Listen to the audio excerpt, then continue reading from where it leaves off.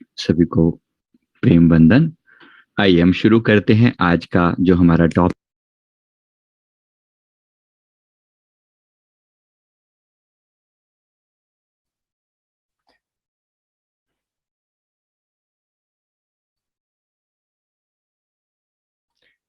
कर्म का हिसाब किस तरह से होता है, आज का जो हमने टॉपिक लिया था, कर्म बंधन कैसे कट सकते हैं और आवागमन से मुक्ति कैसे हो।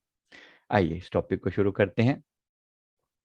सबसे पहले जो हमारा मुख्य वो पॉइंट है, ये कर्मों का खेल कुछ ऐसे।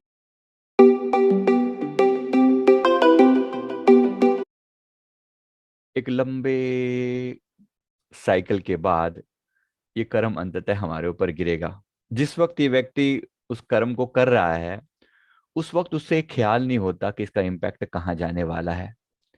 ये जो टाइल को इसने फेंका और ये टाइल इसके ऊपर गिरी, लगने में ऐसा लगता है ये दोनों बिल्कुल अलग अलग हैं। एक आम इंसान की दृष्टि में यही कर्म का खेल चलता है। तो चार तीन तरह के कर्म होते हैं आमतौर पे, लेकिन चार हम लोग डिफाइन ऐसे करते हैं।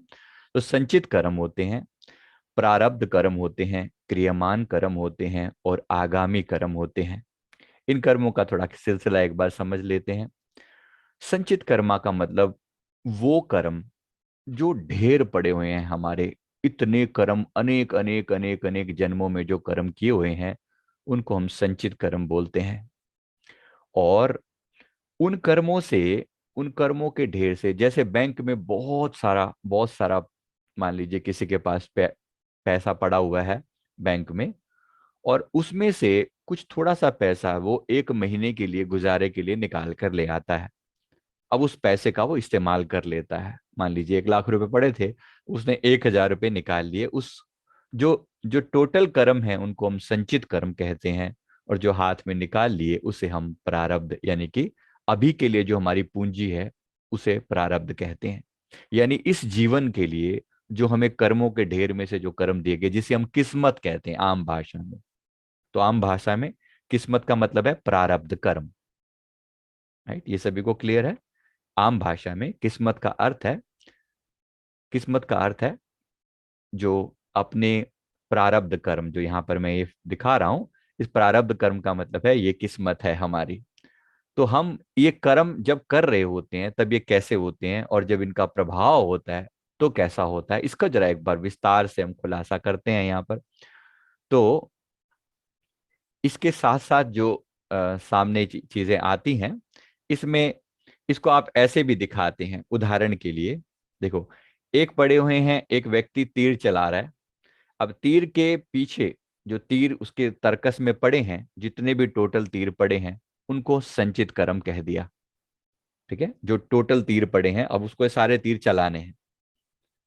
उसमें से जो तीर उसने अभी कमान पर चढ़ाया हुआ है, वो है क्रियमान कर्म, जो अभी वो कर रहा है, कर सकता है।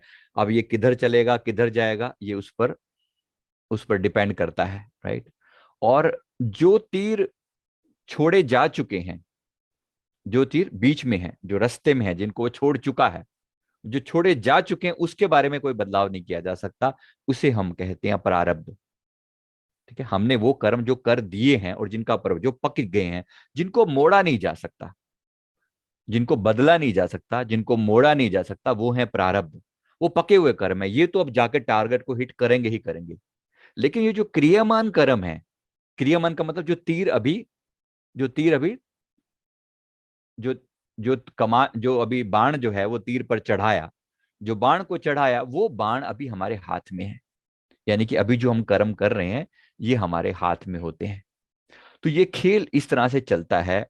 अब होता क्या है, यहाँ पर जो नए कर्म करते हैं, वो नए कर्म फिर से, वो नए जो कर्म क्रियामान कर्म करते हैं, वो भी अगर हम गलत करते हैं, तो वो भी जो वो कर्म है, वो फिर से आकर संचित कर्मों के भंडार में ऐड हो जाते हैं, जो हमने पहले ये दिखाया।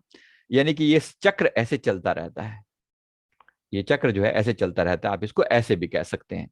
ये जो प्रारब्ध के कारण अब हम अगले कर्म कर रहे हैं, नए कर्म कर रहे हैं।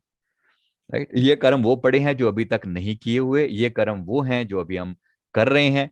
अल्टीमेटली ये चक्र इस तरह से घूमता रहता है, फिर नए कर्म होते हैं, फिर गलतियां होती हैं, फिर कर्म होते हैं, फिर नई गलतियां होती हैं। और ये सिलसिला बड़ा भारी भरकम चलता रहता है, इतना भारी कि इसका कोई आदि अंत